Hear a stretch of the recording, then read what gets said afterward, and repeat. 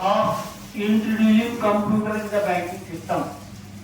ಏನಾಯ್ತು ಅವಾಗ ನಮ್ಮ ಕಂಪ್ಯೂಟರ್ ಅಕ್ಟೋಬರ್ ಕಂಪ್ಯೂಟರ್ ಮಾಡಿದಾಗ ನೀವು ಬೇಡ ಕಂಪ್ಯೂಟರ್ ಅಪಾಯಿಂಟ್ಮೆಂಟ್ ಇದಾಗ್ತವೆ ಅಂತ ಪ್ರೊಟೆಸ್ಟ್ ಮಾಡಿ ಬರೀ ಏನ್ ಅಂಡರ್ಸ್ಟ್ಯಾಂಡಿಂಗ್ ಗೊತ್ತು ಏನಪ್ಪಾ ನೀವು ಎಲ್ಲ ಮಾಡ್ತಾರಲ್ಲ ನೀವು ಒಂದು ಇನ್ಕ್ರಿಮೆಂಟ್ ಕೊಟ್ಬಿಡ್ತೀವಿ ನೀವು ನಮ್ಗೆ ಎಲ್ಲ ಮಾಡ್ಬಿಡ್ರಿ ನಿಮ್ಗೆ ನಿಮ್ದು ಎಂಪ್ಲಾಯ್ ಯಾರು 93 ಯಾರು ಒಂದು ಇನ್ಕ್ರಿಮೆಂಟ್ ಕೊಟ್ಬಿಡ್ತೀವಿ ಯಾವ ಕೊಟ್ಟಲೇ ಇರ್ಲಿ ಒಂದು ಇನ್ಕ್ರಿಮೆಂಟ್ ಕೊಟ್ಬಿಡ್ತೀವಿ ಅದು ಕಂಪ್ಯೂಟರ್ ಇನ್ಕ್ರಿಮೆಂಟ್ ತಗೊಂಡು ಅದು ನಿಮ್ಮ ಬೇಸಿಕ್ಗೆ ಸೇರಿಬಿಡುತ್ತೆ ಲೈಫ್ ಲಾಂಗ್ ನಿಮ್ಗೆ ಸಿಗುತ್ತೆ ಅದು ಬೆನಿಫಿಟ್ ಇನ್ಕ್ರಿಮೆಂಟ್ ಎಲ್ಲ ಸಿಗ್ಬಿಡ್ತಾವ ಅಂತೇಳಿ ಒಂದು ಒಪ್ಪತ್ತಾಗಿ.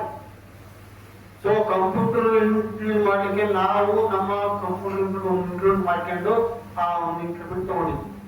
ಅದು ಕಂಪ್ಯೂಟರ್ ಇಂಪ್ಲಿಮೆಂಟ್ ಮಾಡಿ ಬಂದಿದ್ದಾಗ ಅದಕ್ಕೆ ಕಂಪ್ಯೂಟರ್ ಇಂಪ್ಲಿಮೆಂಟ್ ಅಂತ ಅರ್ಥ ಮಾಡ್ಬೇಕಾದ್ರೆ ಆ ಮಕ್ಕಳಿಗೆ ಅರ್ಥ ಆಯ್ತು ಬೇಕಂತ ಇದು ಮಾಡ್ತಾರೆ. ಬಟ್ ನೀವು ಕರೆಕ್ಟ್ ಅರ್ಥ ಮಾಡ್ತಾರೆ. ನಾಲ್ಕೈದು ತಿಳಿಸ್ಬೇಕು ಹಂಗೆ ಮಗ ಹಿಂಗೆ ಅಂತ ಹೌದಾ ಅದು ತಿಳಿದಾಗ ನಿಮ್ಗೆ ಗೊತ್ತಾಗುತ್ತೆ. So what is FPP fixed personal allowance ಯಾಕೆ ಕೊಡ್ತಾರೆ?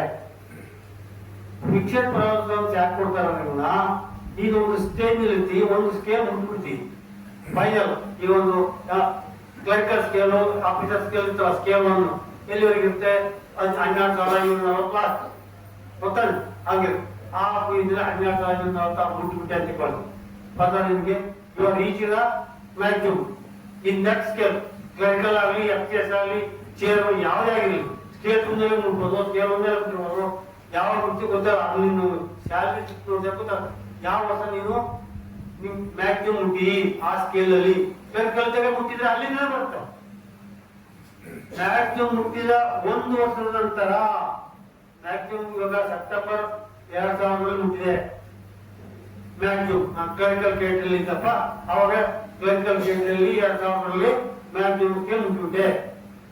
ಅಂದ್ರೆ 2001ರಿಂದ ಸೆಪ್ಟೆಂಬರ್ 2001ರಿಂದ ನಿಮ್ದು FPP ಸ್ಟಾರ್ಟ್ ಆಗುತ್ತೆ.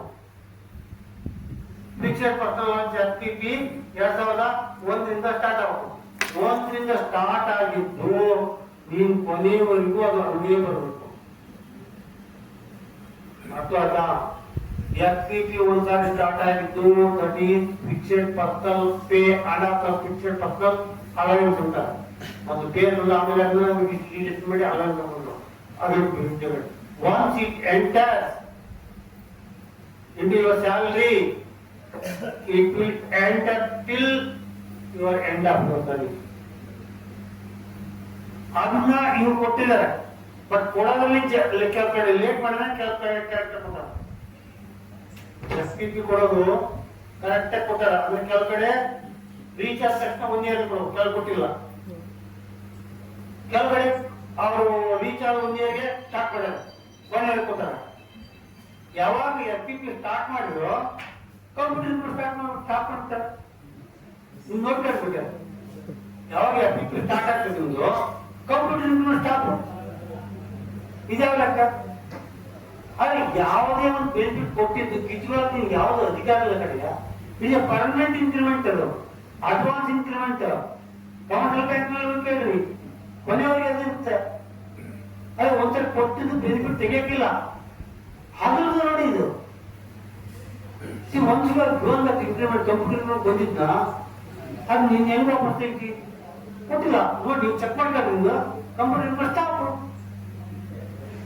ಅದು ಮತ್ತೆ 2 ವರ್ಷ ಸ್ಟಾಪ್ ಮಾಡಿದ್ರೆ 1 ವರ್ಷ ಮತ್ತೆ ಕೊಡ್ತಾರೆ ಮತ್ತೆ ಆಮೇಲೆ 2 ವರ್ಷ ಸ್ಟಾಪ್ ಮಾಡಿದ್ರೆ ಮತ್ತೆ 1 ವರ್ಷ ಕೊಡ್ತಾರೆ. ಈ ತರ ಮಾಡಿದ್ರೆ ಆಮೇಲೆ stagnation increment you are become stagnation ಮುಂದೆ ಸ್ಟಾಗ್ನೇಷನ್ ಬಂತು ಈ ಪ್ರಮೋಷನ್ ಆಗಿಲ್ಲ ಏನಿಲ್ಲ.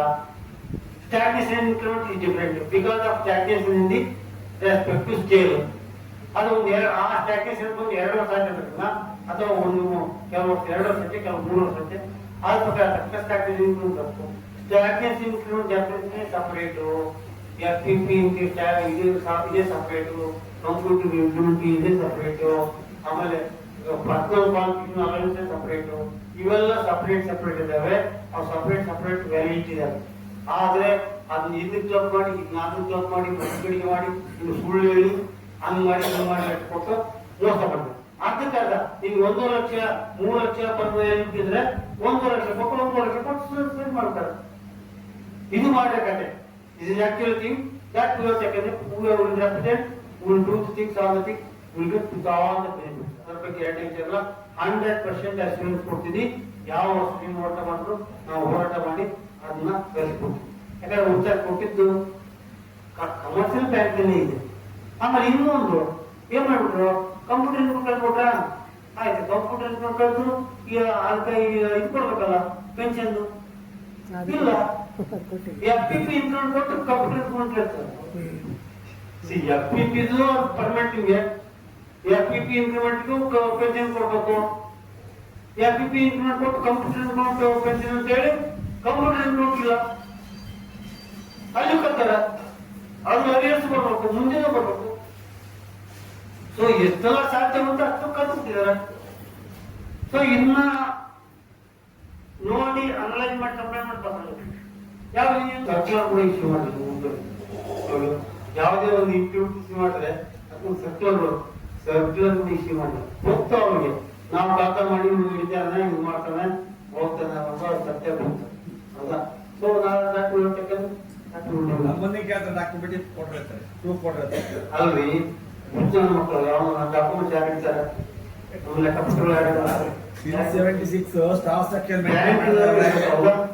ಈಗ ಮತ್ತೆ ಪೆನ್ಷನ್ ಎಲ್ಲ ನಾವು ಕೊಟ್ಟಿವ, ನಾವು ಡೆಪಾಸಿಟ್ ಇಟ್ಟಿದ್ವಾ?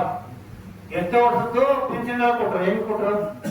ಇವೆಲ್ಲ ಸ್ಯಾಲರಿ ಸ್ಲಿಪ್ ಬಂದ್ವಲ್ಲ, ಬೇಸಿಕ್ ಡೀಟೇಲ್ಸ್ ಎಲ್ಲ ಬಂದ್ವಲ್ಲ, ಹೆಂಗ್ ಬಂದು ಕಾಲೇಜ್ ನಿಮ್ಮ ಹತ್ರ ನಾವು ಮೊನ್ನೆ ಮಾಡಿದ್ವಾ? ಯಾಕೆ ಸುಪ್ರೀಂ ಕೋರ್ಟ್ ಕೂಡ ಬಂದ ತಕ್ಷಣ ಹೆಂಗ್ ಕೊಟ್ರು? ಅವಾಗ ಏನು ಬಂದ್ರು ಡಾಕ್ಯುಮೆಂಟ್ಸ್? ಎಲ್ಲಿಂದ ಬಂದ್ರು? ಕಂಪ್ಯೂಟರ್ ಇದ್ಕೊಂಡು ಶೀಟ್ ಎಲ್ಲ ಕೊಟ್ಟರಲ್ಲ, ಎಲ್ಲಿಂದ ಬಂದವರು? ನಾವು ನಮ್ಗೆ ಕೇಳ್ಬಿಟ್ರ? ಬೇಸಿಕ್ ಡೀಟೇಲ್ಸ್ ನೀವು ನಮ್ಗೆ ಕೇಳ್ಬಿಟ್ರ?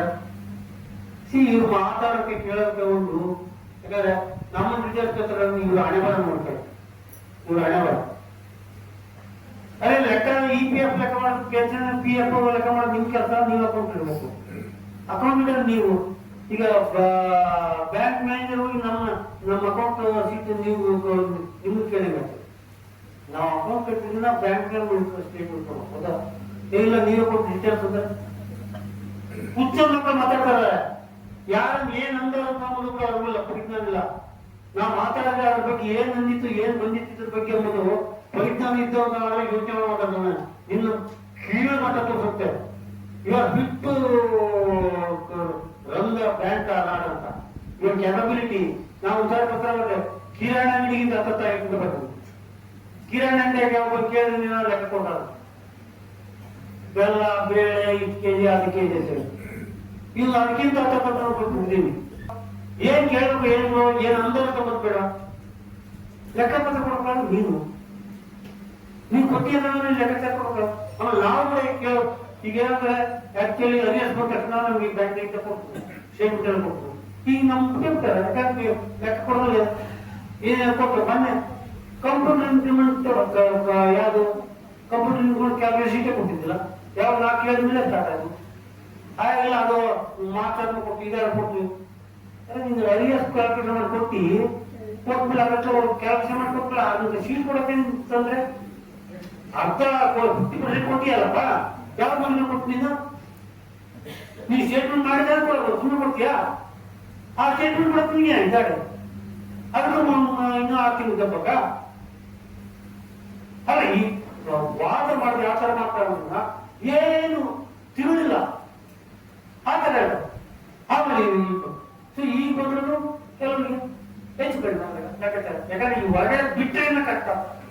ಹೊರಗಡೆ ನಾವು ಏನ್ ಡೀಟೇಲ್ಸ್ ಬಿಟ್ಟರೆ ಕಾಳು ಹಂಗ ಗದಿ ಏನ್ ಡೀಟೇಲ್ಸ್ ಸಿಕ್ಬಿಟ್ಟು ನಾವೇನು ಸಿಕ್ಬಿಟ್ಟು ಸಮಯ ಸಿಗ್ತದೆ.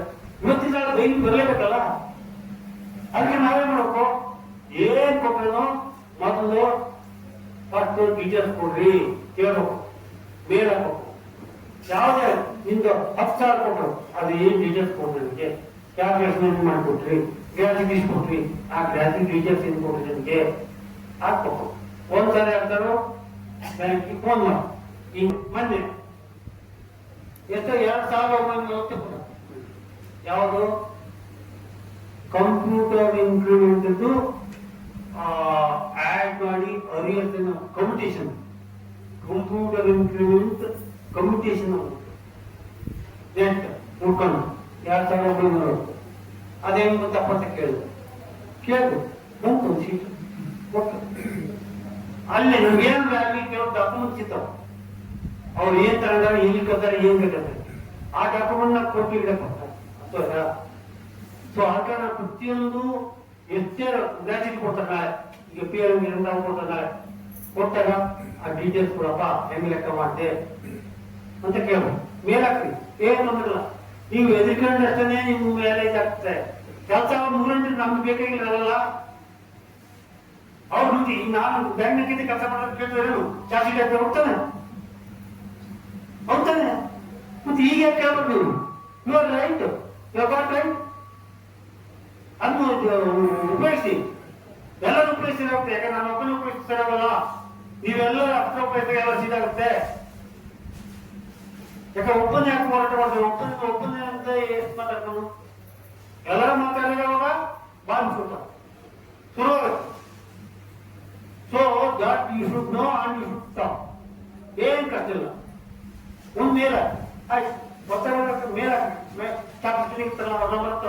ಹತ್ತು ಫೋನ್ ಯಾವ ಮಾತಾಡ್ತಾರೆ ಯಾಕಪ್ಪ ಪ್ರತಿಯೊಬ್ಬರು ಹೇಳ್ತಾರಲ್ಲ, ನಿಮ್ಗೆ ಯಾವುದೇ ಅರಿಯರ್ಸ್ ಬಂದ್ರೆ ಯಾವುದೇ ಅಮೌಂಟ್ ಬಂದ್ರೆ ಇದ್ರ ಡೀಟೇಲ್ಸ್ ಕಳಿಸಿ ಒಂದು ಮೇಲ್ ಹಾಕಿ ಫಾಲೋ ಅಪ್ ಮಾಡಿ, ಅದನ್ನ ಪಡೆದು ಒಂದ್ ಕಡೆ ನಿಮ್ಮ ಫೈಲ್ ಮೇಂಟೈನ್ ಮಾಡಿ, ಫೈಲ್ ಮೇಂಟೈನ್ ಮಾಡ್ರಿ. ರಿಟೈರ್ ತಕ್ಷಣ ನಿಮ್ ಫೈಲ್ ಬೇಕಾಗಿಲ್ಲ ಮಾಡ್ರಿ. ನಮ್ಮ ಬ್ಯಾಂಕ್ ಗ್ರಾಚ್ಯುಟಿ ಫಾರಮ್ಸ್ ಏನು ಕೇಸ್ ಹಾಕಿದ್ವು ಲೆಟರ್ ಹಾಕಿದ್ವು ಒಂದ್ ಕಡೆ ಫೈಲ್ ಇಡಿ, ಆರಾಮಾಗಿ ಫೈಲ್ ಇಡಿ. ಆ ಲೆಕ್ಕ ಎಲ್ಲ ಆಗುತ್ತೆ. Use it by WhatsApp, email. ಯಾಕಂದ್ರೆ ನಿಮ್ ಬೆಸ್ಟ್ ಅಂದ್ರೆ ನಿಮ್ ಇಮೇಲ್ ಆಗ ಇದ್ರೆ ಎಲ್ಲಿ ಕಳೆಯೋದಿಲ್ಲ, ನಿಮ್ ಫೈಲ್ ಎಲ್ಲ ಕಳೆಯೋದು, ಬಟ್ ಇಮೇಲ್ ಕಳೆಯೋದಿಲ್ಲ. ಇಮೇಲ್ ಕ್ರಿಯೇಟ್ ಮಾಡ್ಕೊಳ್ಳಿ ಹಾಕ್ಕೊಳ್ಳಿ, ಯಾಕಂದ್ರೆ ನಿಮ್ ಮಕ್ಕಳ ಮಾಡ್ಕೊಡ್ತಾರೆ, ಆ ಇಮೇಲ್ ಮಾಡ್ಕೊಂಡು ಹತ್ತರ ಹಾಕೊಂಡು ನಡೀತಿದೆ. So you create this awareness. So ಇದೊಂದು ಚಾಲು ಮಾಡ್ತೀವಿ. ಸೊ ದಿಸ್ ಕಂಪ್ಯೂಟರ್ ಇಂಪ್ಲಿಮೆಂಟ್ ಗೊತ್ತಾಗಿದೆ, ಸಾಕಷ್ಟು ಇದಾಗಿದೆ. ಕೋಟ್ಯಾಂಗಟ್ಟಲೆ ಒಳಗೆ, ಯಾಕಂದ್ರೆ ಅವ್ರಿಗೆ ಆ ಸುಗ್ಗಿಯಾಗ ನಾವು ಸ್ವಲ್ಪ ಸುಗ್ಗಿ ಮಾಡ್ಕೊಂಡು ಮಾಡ್ತಿರ್ತಾರೆ, ಹೇಳ್ತಾರಲ್ಲ ಉತ್ಸವ ಮನೆಗೆ ಮುಂದೆ ಜನ ಅಂತ ಹೇಳ್ತಾರಲ್ಲ, ಹಂಗೆ ಈ ಒಂದು ಕೊಡುವಾಗ ಇಟ್ ಕರ್ಕೊಂಡು ಯಾರಿಗೂ ಕದ್ದು ಬಿಡೋಣ ಅಂತ ಹೇಳಿ ಕರ್ಕೊಂಡ ಎಲ್ಲಾದ್ರೂ ಕತ್ತಾರೆ. ಎಲ್ಲ ಪ್ರತಿಯೊಂದ್ರು ಕತ್ತಾರೆ. ಆ ಪ್ರತಿಯೊಂದು ಕಲ್ಸೋಕೆ ನಾವು ಪ್ರಯತ್ನ ಮಾಡ್ತೀವಿ. ಸದ್ಯಕ್ಕೆ ನಾವು ಉದಾಹರಣೆ that you take the just information ಅಷ್ಟೇ. ನಾವು ಅದನ್ನ ನಿಮ್ಗೆ ಎಷ್ಟು ಕತ್ತಾರೆ ಏನ್ ನಮ್ಗೆ ಮುಖ್ಯ ಮಾಡೋದು ನನಗೆ ಹೋಗ್ತೀವಿ, ನಾವು ಮಾಡ್ತೀವಿ. ಪ್ರತಿಯೊಂದು ಕೇಸ್ ನಾವು ಮಾಡಿ ಅದನ್ನ ಹೋರಾಟ ಮಾಡಿ ಪ್ರಯತ್ನ ಮಾಡ್ತೀವಿ. ಓಕೆ, ಸೊ ಕಂಪ್ಯೂಟರ್ ಇಂಪ್ಲಿಮೆಂಟ್ ಬಗ್ಗೆ ಆಯ್ತು.